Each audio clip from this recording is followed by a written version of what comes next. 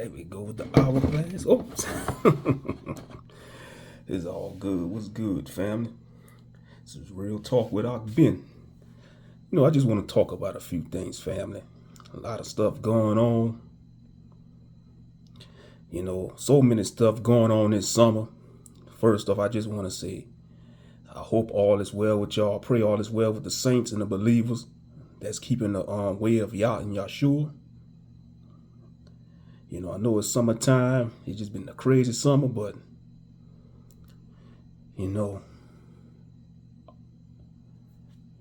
it's just crazy, with the incident with Chicago, with Jeremy Brown, calling him the knockout king. Why are they calling him the knockout king?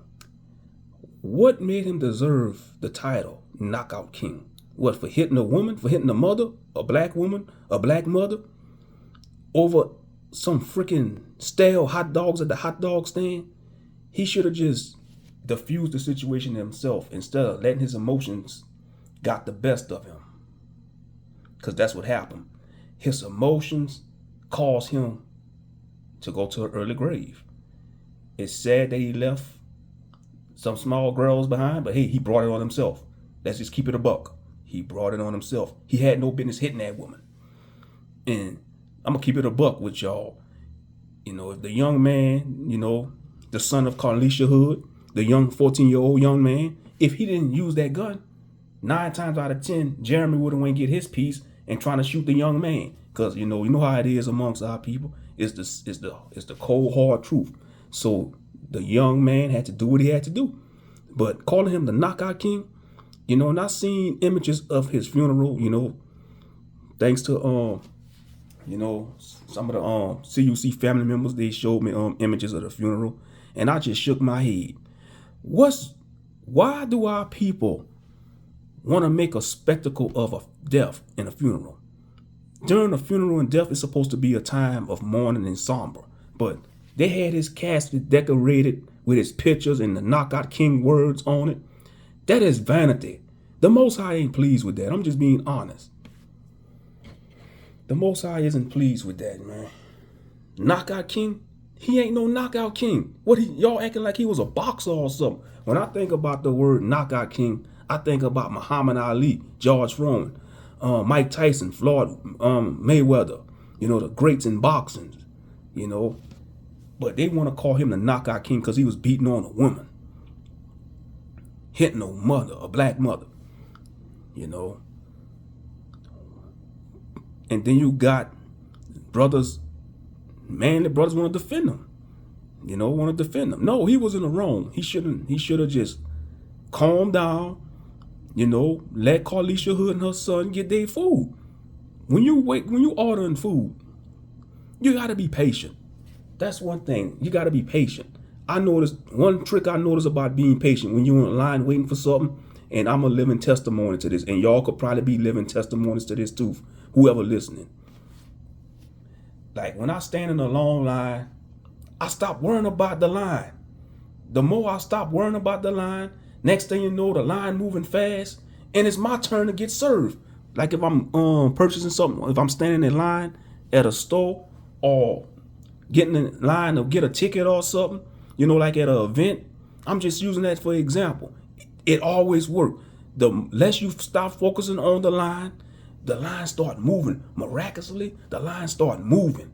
And next thing you know, it's your turn to get served. That's all Jeremy had to do. But no, he want to just get in his emotions and become a savage and just go crazy, go berserk. And it cost him his life. It cost him his life. And another thing I want to talk about, these podcasts. Brothers, y'all got to stop listening to these podcasts, that be bashing black women. And y'all want to know a fun fact? Most of these so-called brothers that be in these spaces, like, they really don't have no life experience. They never really been out there. They never,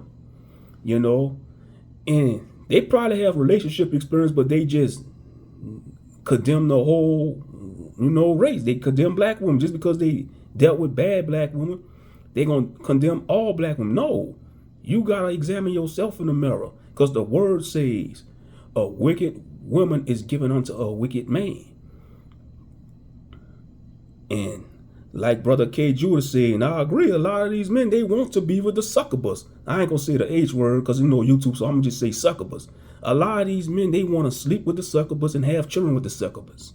Just like a lot of women, they want to be with the incubus and have children with the incubus. And what I mean by that, they are having children with men with these unclean spirits and vice versa. Same thing with the men. These men, you know, they claiming they want the virtuous woman, but as men, we are visual creatures and we got to battle with lust. We got to put that into subjection, our flesh.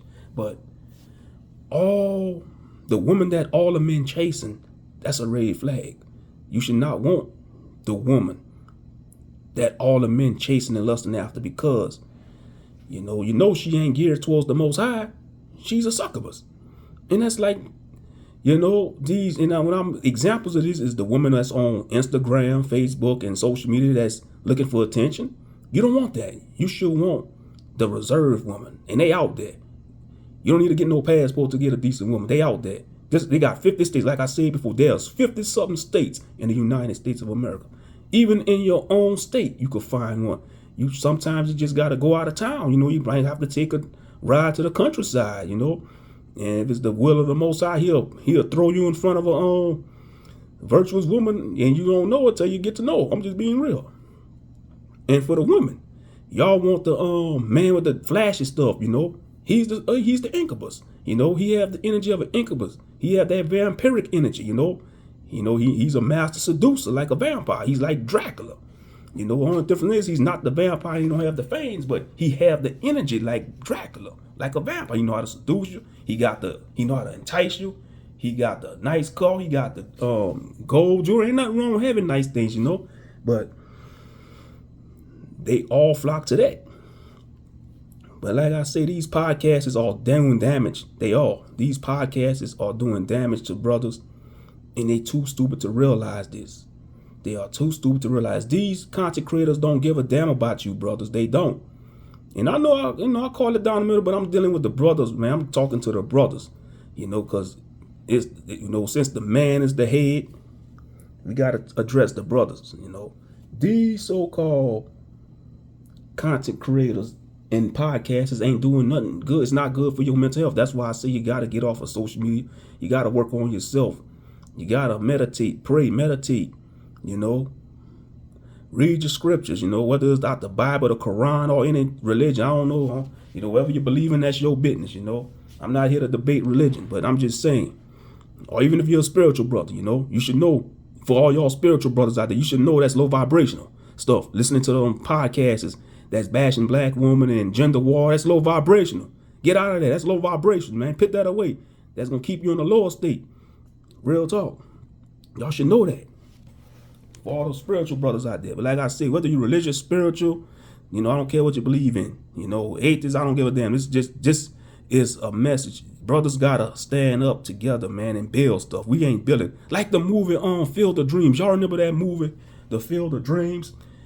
And they had the saying, if you build it, they shall come. Think about that. If you build it, they shall come.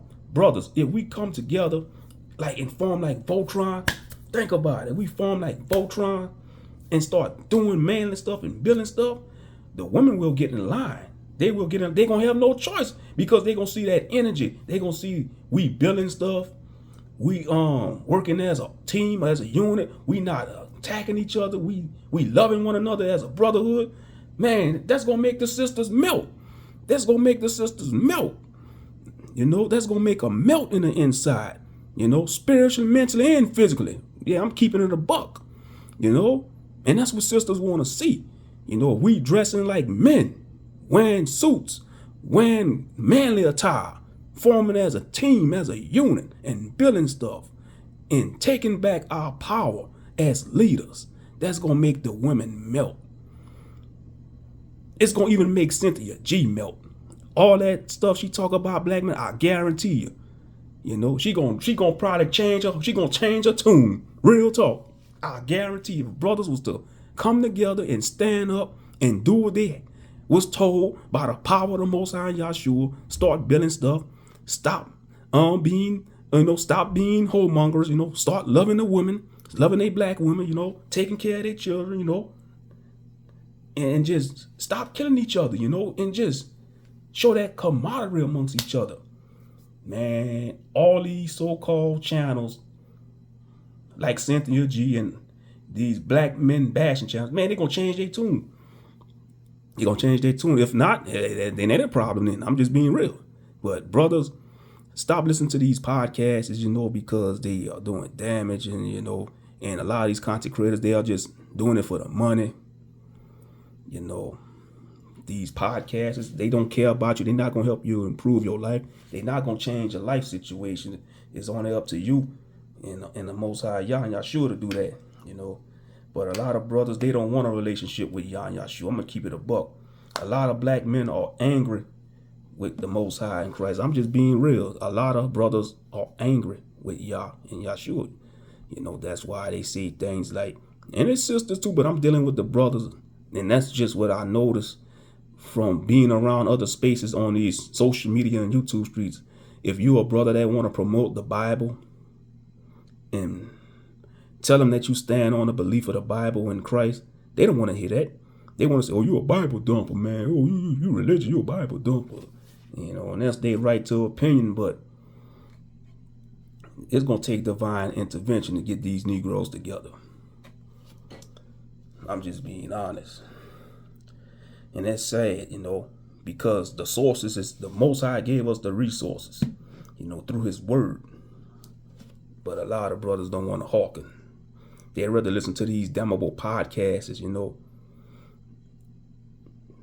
And yes, sisters got flaws, but what about the flaws of the brothers? We got a lot of flaws, brothers. We do. We ain't perfect. No human being is perfect, man. Last time I checked, everybody fell. And I was thinking about 70 AD, when Jerusalem fell, when the Romans sacked Jerusalem and destroyed Jerusalem in 70 AD. That was judgment of Yah. He wasn't just judging the women, he judged the men, women, and children. Every time Israel faced the wrath of the Most High Yah through Yahshua, he didn't just destroy the women, he destroyed the men, women, and children. When you read the book of Jeremiah, man, he was pissed off at the whole nation, the Most High. He told Jeremiah, man, don't pray for this people. Don't pray for this. He told Jeremiah, he was so angry with Israel, he told Jeremiah, you shall not take a wife of this people. So I felt for Jeremiah, man. I felt for the prophet Jeremiah. He didn't have a chance to get married, man. He didn't have no family because the nation was so wicked. And the Most High, the Most High told him, he said, you ain't going to take no wife and have no seed. That's how bad and wicked the nation was, and the Most High was pissed off with Israel. So Jeremiah had to endure, man. He had to endure, Man. So that's let you know he destroyed the men, women, and children, But brothers seem to forget about that, They think it's all on the women. No, the man is the head. If the men out here acting stupid and buffoons, last time I checked, women are naturally followers. So when you got the majority of brothers being on low vibrational stuff, the women gonna follow. That's the truth.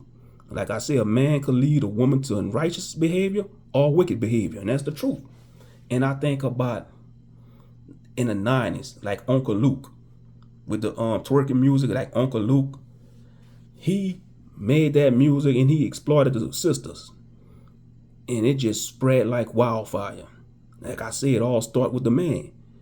You won't see no other group of men doing that with their women, making music like Uncle Luke. I guarantee you don't see the Arab men doing that, the Asian men, the white man, even a white man.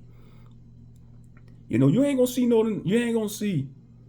none of these other nations of men doing that with their women. But Uncle Luke and these other brothers that made music like that nasty music, that Turkic music, why? All for the bag. Y'all sold out. Y'all sold the sisters out I'm gonna just keep it a buck. Y'all sold the sisters out when y'all made that music.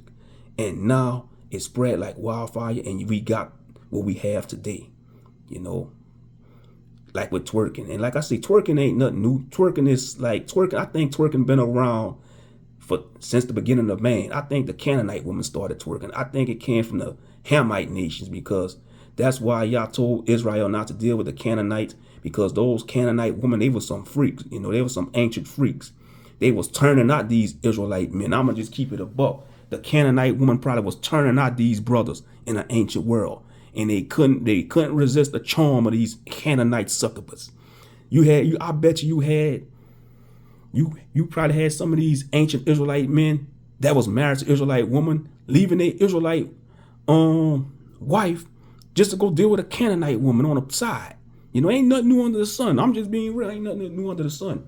These Canaanite women probably was side pieces or concubines. You know, that's all a concubine really is a side piece.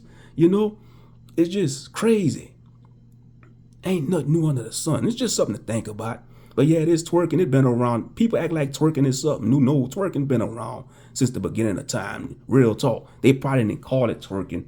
They probably call it the Canaanite, the Canaanite mating call dance. I'm just, you know, they probably call it the Canaanite hopper. I don't know. All you could do is just laugh and cry, man. Sometimes you gotta joke. I'm just being honest. The twerking is a Canaanite mating call. We're gonna take a time machine. We're going back 3,500 years ago. That's 3,500 years ago. And we're gonna examine this specimen, the Canaanite woman. She's walking on a route, swaying her hips, trying to look for her next Israelite man victim.